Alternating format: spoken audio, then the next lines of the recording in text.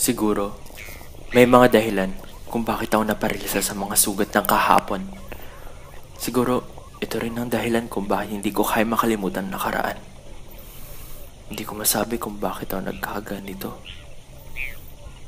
Di mo rin naman ang masisisi. Ano bang problema sa akin?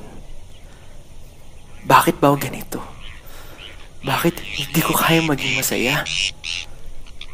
Bakit ba lagi ako nawawala?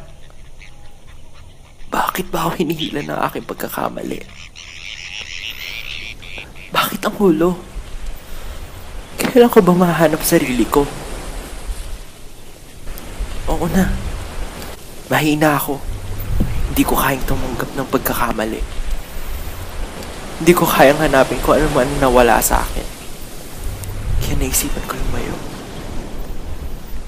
Tulad ng sinabi ni Billy Thomas, for whatever we lose, like you or me, it's always ourselves we find in the sea. Kaya naisipan ko pumunta ng dagat at ilunod yung sarili ko. Buhay. Buhay pa pala ako. Buhay, oo. Pero, nahanap ko na ba sarili ko? O sinampa lang talaga ako ng realidad?